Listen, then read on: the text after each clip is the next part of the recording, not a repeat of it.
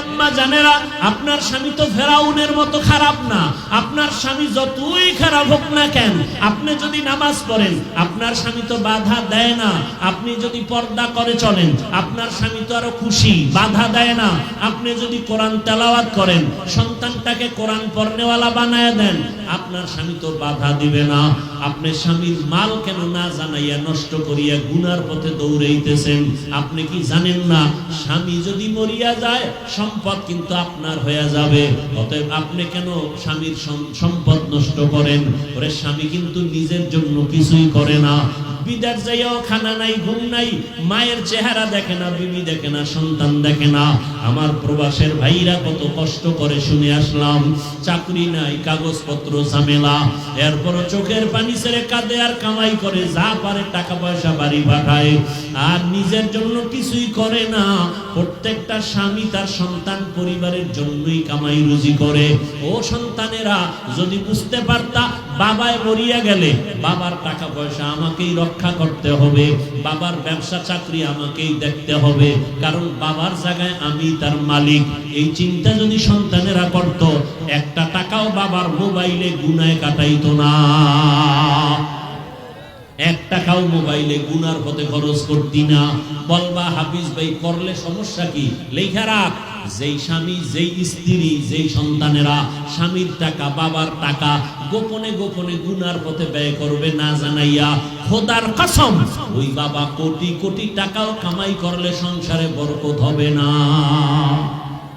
অশান্তি লেগে যাবে একের পর এক। অতএব এখনো দোয়া করি, ও যুবক, ও পর্দার আড়ালের মা, আপনার মতো কত মা এখনো আছে পর্দা করে, স্বামীর মাল হেফাজত করে। আপনি আল্লাহর কাছে তওবা করেন, আর স্বামীর মাল খেয়ানত করবেন না, নষ্ট করবেন না।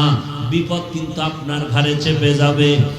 আর স্বামীর হেফাজতের জন্য দোয়া করবেন, 5 ওয়াক্ত নামাজ পড়েন, আর সন্তানগুলোকে আদর্শওয়ালা ইঞ্জিনিয়ার, ডাক্তার, প্রফেসর বানানোর মেহনত করে যান। আল্লাহর কাছে পিছনের গুনাহ থেকে তওবা করেন।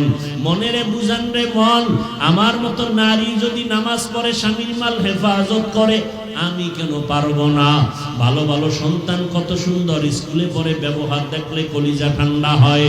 কলেজে পড়ে সন্তানের ব্যবহার, সালাম দেয়, কত সুন্দর আচরণ, চোখ তুলিয়া কথা বলে না, কত নরম ভদ্র, দেখলে কলিজা ঠান্ডা হয়। এরা সবাই ভালো মায়ের সন্তান, আদর্শ মায়ের সন্তান। যাই মা আদর্শ ভালো, সন্তানের আদর্শ ভালো। ও বাবাজিরা, আপনার মতো কত বুড়া বাবারা হাতের মধ্যে লাঠি নিয়া মসজিদে গিয়া 5 ওয়াক্ত নামাজ পড়ে, এক বেলার নামাজও বাদ দেয় না। বলেন বাবারা, আপনারা কেন পারবেন না? এখনো সময় আছে, তওবা করে নেন। রহমতের নবীর আদর্শের বাইরে আর চলবেন না। জীবনে তো মনের জাল মিটাইয়া কম অন্যায় করেন নাই, দাড়ি তো কম কাটলেন না, জীবনে বেপরদায় তো কম চললেন না। আলেমদের সাথে চ্যালেঞ্জ দিয়া দিয়া কত গুনাহ করছেন, আলেমরা বলছে মানেন নাই, বাধা দিছে শুনেন নাই, জীবনে তো কম গুনাহ করেন নাই।